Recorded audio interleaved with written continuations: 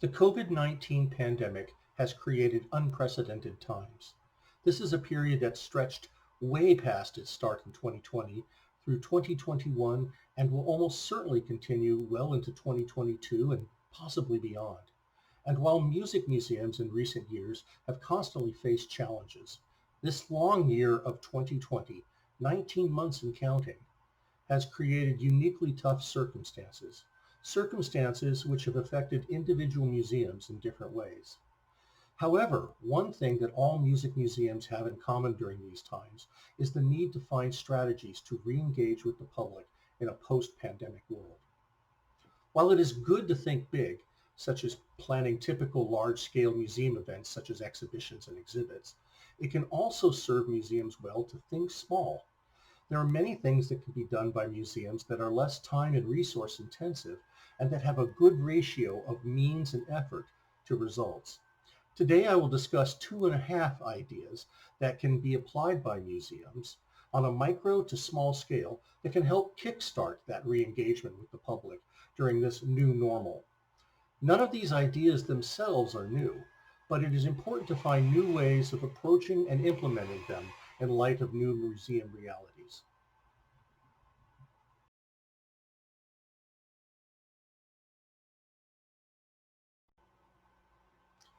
I'm not going to tell you how to do social media here, but rather talk to you about how we as museum professionals can think about social media to maximize its effectiveness in ratio to the effort we expend on it. Most museums today have a social media presence, and yet a lot of museums don't seem to get a lot of return for the effort that they spend on social media. My suggestion is that we should re-examine the way we look at social media from a museum perspective. Too often museums see social media posts as mini exhibits and a series of posts as a mini exhibition. While sometimes this can work out well, too often it can fall flat with museum audiences. And this holds true for all of the social media platforms, Facebook, Instagram, TikTok, etc. Our goal as museums is to engage audiences, and it can be less than effective to try to engage our museum audience on social media the same way that we do in a bricks and mortar museum.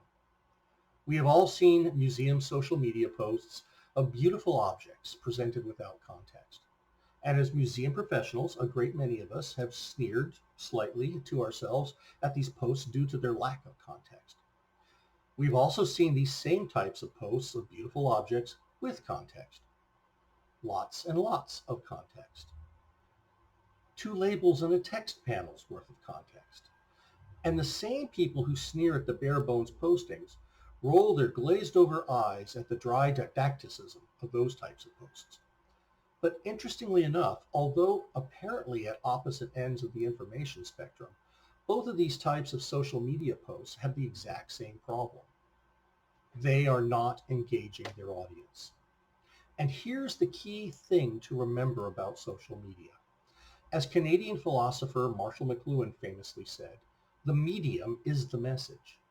And with an effective social media post, it's important to remember that counterintuitively, the connection that is created with the audience is as important as the information conveyed, possibly even more so. Yes, museums display and preserve objects of material culture, but sometimes we can forget that the purpose of the preservation and display of those objects is to tell stories.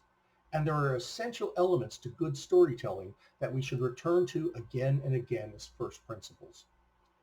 And one of the most basic of those is engaging the audience by having a compelling narrator. Think of your favorite YouTuber or TikToker. Chances are you follow them not only because you find their content interesting, but you find their presentation and personality compelling. We create parasocial relationships with them in which they become real members of our social circle.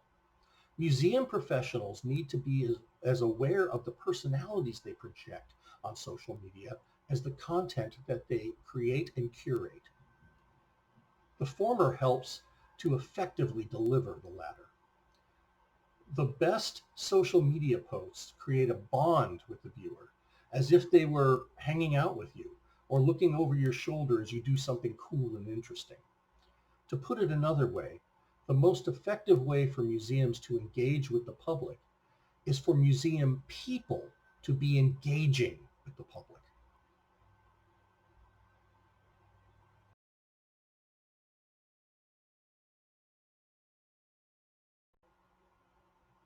Pop-up exhibits are not a new idea, but we in museums are often guilty of implementing them in the most overwrought and difficult manner possible, from both a curatorial and logistical perspective.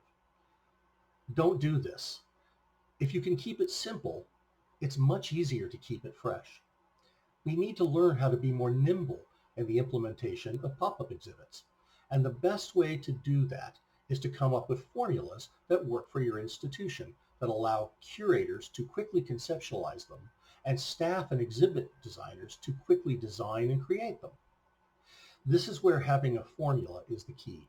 Most pop-up exhibits will follow one of a few number of designs: an object or group of objects in a vitrine, an object or group of objects in a showcase, a kiosk with text panels. Which ones you use are not important here. What is important is that you identify what formats you are most likely to use and prepare for them. For example, in many of the museums where I have curated exhibits, I have worked with a lot of guitars and guitar-related objects. I found it effective to have a couple of vitrines that could hold such objects ready to go on short notice. It's not unusual for institutions to have spare exhibit cases from earlier exhibitions. You know where they are, in that storage space, the dark, dusty one that you swear you're going to clean up someday and organize. That you never do, ever. Anyway, using some of these old vitrines will possibly slightly assuage your guilt over that. It's also important to identify a permanent temporary spot to put these pop-up exhibits in. One where you can have your pop-up exhibits when they're needed, but that won't look like there's something missing when you don't have an exhibit there. This is where you need to get creative. We all know that space is always an issue in museums, but by the same token, we always know where we have some underutilized space in our galleries. Use it, and don't be afraid if your pop-up exhibit doesn't appear to have any continuity with the surrounding exhibits. While it's great if it does, it's not a curatorial crime if it doesn't. What is important here is that you are changing up the experience for the museum goer. And remember, this exhibit is only temporary. You're going to take it down soon and replace it with something else. Your museum visitor will not be aware of the lack of continuity. They will only be aware of having something new and a different experience from the last time that they visited the museum. And here is where idea number 2 becomes idea number 2.5. Don't be afraid to think outside the box. These pop-up exhibits can be placed not only inside the museum, but be placed in the community as well. Places where they can be placed include restaurants, malls, banks, airports, any enclosed public space.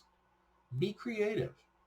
And placing these pop-up exhibits in these public spaces can help the museum build partnerships with these entities.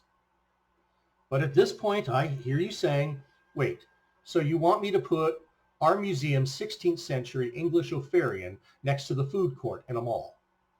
No, don't do that. Please don't do that.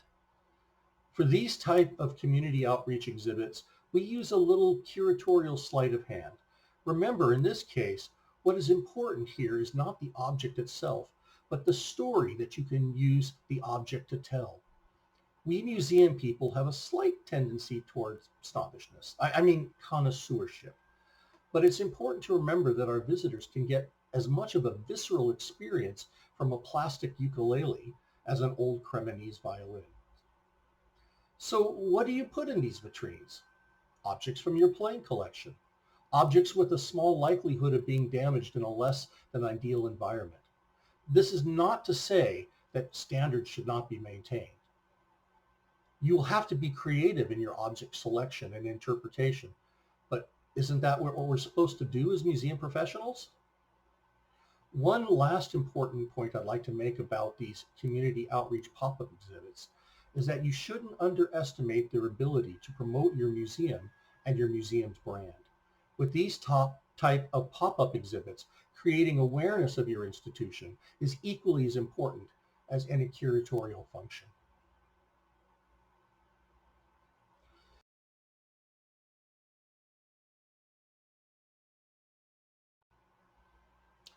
If all of these suggestions have one thing in common, it's that they are about building connections with our museum audience. If we are to tell our stories, we first have to engage and connect with our visitors. E.M. Forster, in his novel Howard's End, probably said it best. Only connect.